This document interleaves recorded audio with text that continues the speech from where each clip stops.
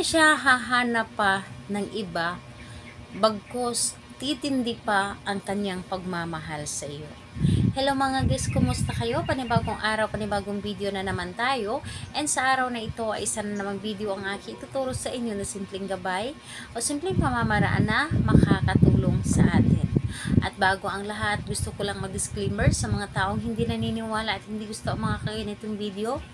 Please skip this video and maghanap kayo ng videos na gustong gusto nyo dahil ang video na ito ay para lamang ito sa mga taong naniniwala and gusto mag-try.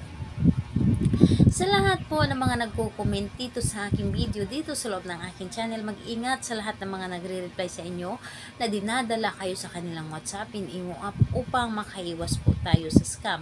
So ngayon po, ituturo ko sa inyo paano hindi hahanap ng iba yung taong mahal mo at titindi pa ang kanyang pagmamahal sa inyo. Pwede niyo itong gawin sa inyong karelasyon, sa inyong magjowa, kahit magjowa pa lamang kayo or mag-live-in partner o di kaya talagang mag-asawa na kayo. Pwede ninyo itong gawin. Or pwede po ninyo itong gawin sa inyong panliligaw basta't alam po ninyo na totoo ang pagmamahal po ninyo.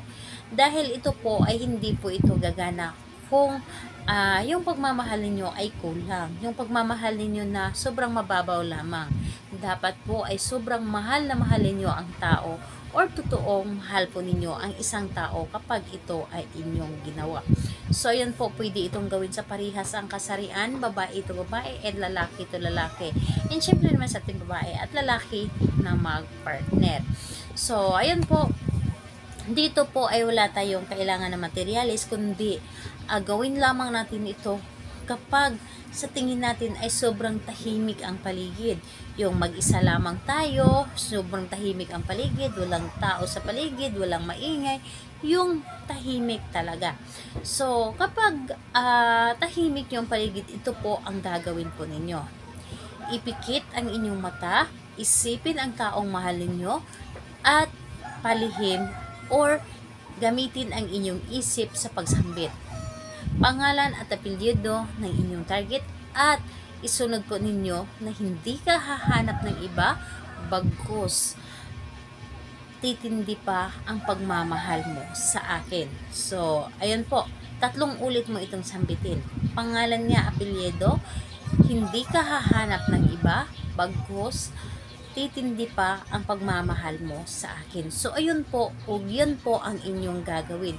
Yun po ang inyong dapat sambitin kapag tahimik na ang paligid. So, kahit anong oras naman ito pwedeng gawin.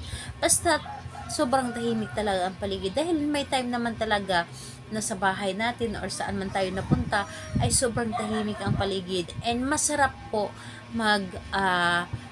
meditation. Masarap mag-meditation dahil kapag tahimik ang paligid, kapag tayo ay nag-meditation, kapag tayo ay humiling, mas mabilis itong marinig kapag sobrang tahimik ang paligid. So, ayun po, kahit anong araw at oras pwede mo itong gawin basta't nandito lamang galing sa inyong puso ang inyong mga ginagawa or ginagawa. So, ayun po. Salamat po sa inyo. Kung kayo po ay may mga katanungan, mag-comment lamang sa baba para ma-replyan ko po kayo. Salamat po. Bye-bye everyone. God bless us all.